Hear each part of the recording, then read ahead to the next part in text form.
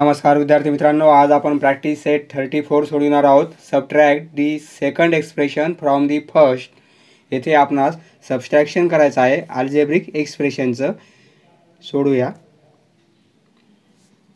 Subtract the second expression from the first. हे second expression ह्या first एक्सप्रेशनमधून आपणास मायनस करायचं आहे, सबट्रॅक्ट करायचं आहे.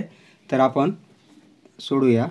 म्हणजे फर्स्ट एक्सप्रेशन आपलं 4xy minus 9z minus 3xy minus 16z equal to minus करायचं आहे, म्हणून मायनस साईन घेतलेला आहे आपण आणि ब्रॅकेट ॲज इट इज. आता हा मायनसनं ब्रॅकेट सॉल्व करावं लागेल आपणास. म्हणजे 4xy मायनस 9z मायनसनं जर आपण हा ब्रॅकेट मल्टिप्लाय केला तर काय होईल, ब्रॅकेटमधल्या प्रत्येक टर्मचं साईन चेंज होईल. म्हणजे प्लस 3xy आहे तर हे मायनस 3xy होईल, हे मायनस आहे तर हे प्लस होईल, म्हणजे 16z. म्हणजे हे ब्रॅकेट निघून गेलेलं आहे आणि ब्रॅकेटने मल्टिप्लाय पण झालेलं आहे. फक्त ब्रॅकेटच्या प्रत्येक टर्मचं साईन चेंज झालं मायनसने मल्टिप्लाय केल्यामुळे. तर आता 4xy ही टर्म xyची आहे आणि ही पण xyची आहे, जवळजवळ लिहू आपण.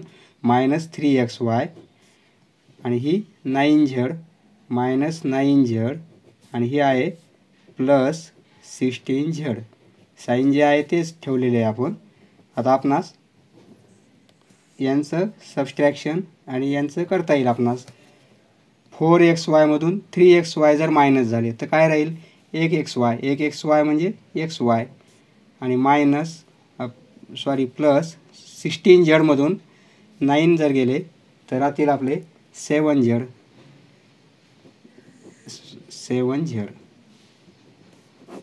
हे आहे आपलं सबस्ट्रॅक्शन. किंवा ही आपली काय आहे, होरिझॉन्टल मेथड.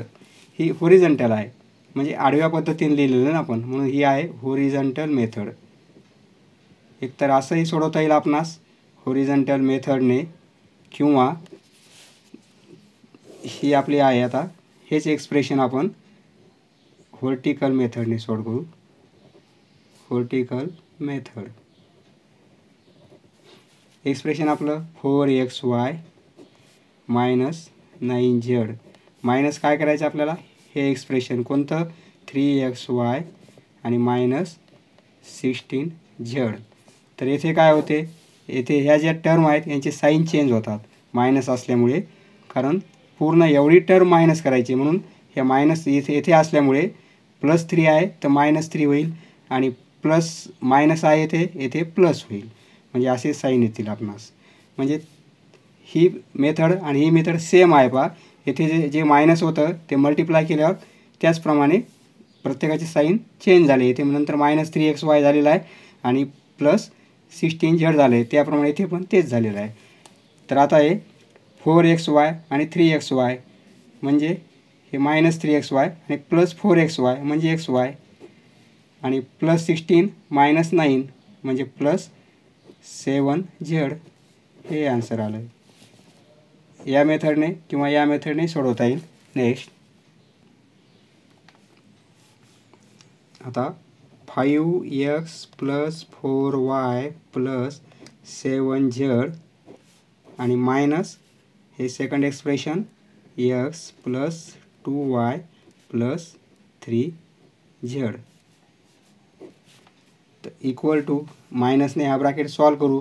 म्हणजे 5x plus 4y plus 7z मायनसने सॉल्व करायचा ब्रॅकेट, म्हणजे ब्रॅकेटमधल्या प्रत्येक टर्मचं साईन चेंज होते. हे प्लस x आहे, ब्रॅकेट आपल्याला काढायचं आहे म्हणून हे मायनस x होईल. हे प्लस 2y आहे म्हणजे मायनस 2y होईल. हे प्लस 3z आहे म्हणजे हे मायनस 3z होईल. आता एक्सच्या टर्म जवळजवळ घेऊ आपण. 5x मायनस x नंतर yच्या आणि yची प्लस 4y मायनस 2y नंतर z प्लस 7z आणि मायनस 3z. म्हणजे कॅल्क्युलेशनमध्ये काही प्रॉब्लेम होऊ नये म्हणून आपण जवळजवळ लिहिलेले आहेत. तर आता 5x मधून x गेले तर 4x 4y मायनस 2y म्हणजे प्लस 2y आणि प्लस 7मधून 3 गेले तर 4z हे येईल आपलं answer 4x plus 2y plus 4z. जर हेच एक्झाम्पल आपण व्हर्टिकल मेथडने केलं तर 5x प्लस ही झाली होरिझॉन्टल मेथड. आता 5x plus 4y plus 7z minus हे ब्रॅकेट x प्लस 2y आणि प्लस 3z. मायनसनं आपल्याला म्हणजे प्रत्येक साईन आपणास चेंज करायचं आहे. याचं प्लस आहे x म्हणजे मायनस x गृहीत धरायचं आपणास. 2y तर मायनस 2y प्लस 3z तर मायनस. म्हणजे आता या साईनचा विचार करायचा आपणास, या साईनचा विचार नाही करायचा. तर आता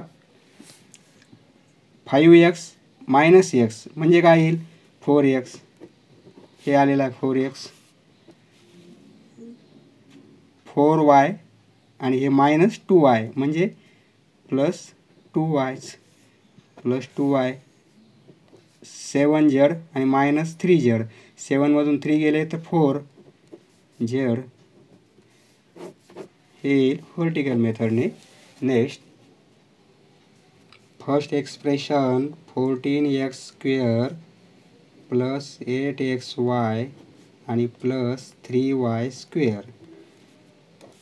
आणि मायनस करायचं आपणास हे second expression 26x² minus 8xy minus 17y².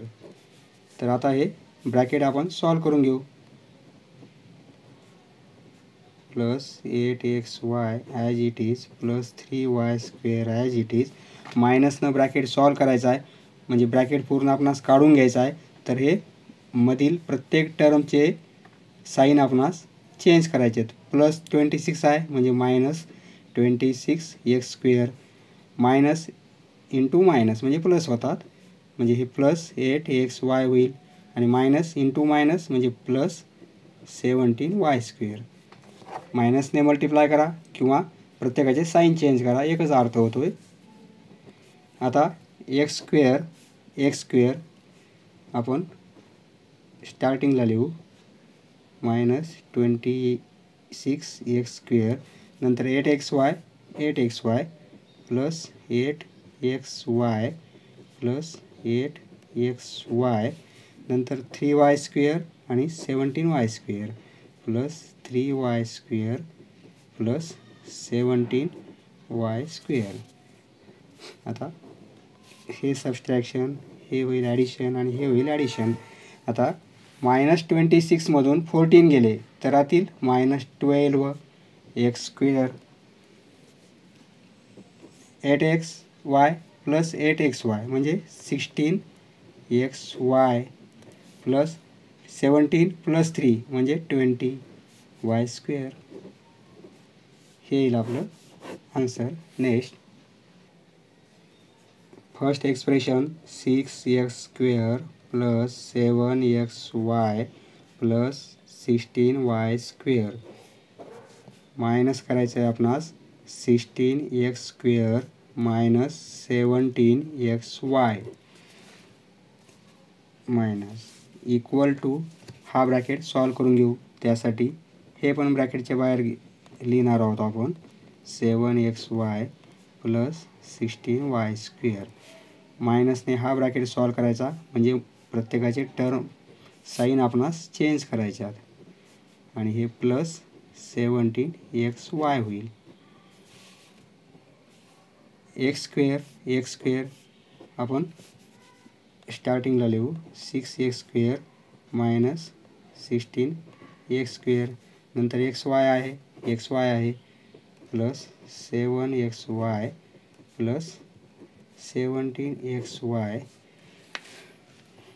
आणि प्लस y² एकच आहे 16y² कारण हे ट्रायनॉमियल आहे आणि हे बायनॉमियल आहे. याच्यात 2 टर्म आहेत आणि याच्यात 3 टर्म आहेत. याच्यात थर्ड टर्म आपली 16y² म्हणजे y² टर्म आहे. तर या एक्सप्रेशनमध्ये नाही आहे त्यामुळे हे ॲज इट इज असंच राहील हे सॉल्व करता येईल, हे सॉल्व करता येईल, हे ॲज इट इज. आता -16मधून 6 गेले तर -10 राहतील आणि X square as it is, plus 17 + 7 म्हणजे 24xy आणि plus 16y² as it is. Next 4x + 16z minus हा bracket 19y - 14z + 16x bracket आपण सॉल्व करून घेऊ. म्हणजे 4x हे इक्वल टू लिहायचे हां. 4x + 16z मायनस म्हणजे प्रत्येकाचे साईन चेंज करायचे आहेत, -19y + 14z आणि -16x. प्रत्येकाचे साईन चेंज केले म्हणजे ह्या मायनसने आपण मल्टिप्लाय केलेले आहे. आता x 4x आणि -16x झेडच्या टर्म आपण लिहून घेऊ. येथे वायची एकच टर्म आहे -19y, कारण वायची टर्म यामध्ये नाही आहे, ते ॲज इट इज एकच राहील. हे सॉल्व करता येईल. -16मधून 4 गेले तर -12 आणि x 16 आणि 14 म्हणजे 30 प्लस म्हणजे +30 झेड येईल आणि -19y ॲज इट इज. समजलं मित्रांनो? धन्यवाद. पुढचा व्हिडिओ पाहण्यासाठी चॅनल सबस्क्राईब करा. धन्यवाद.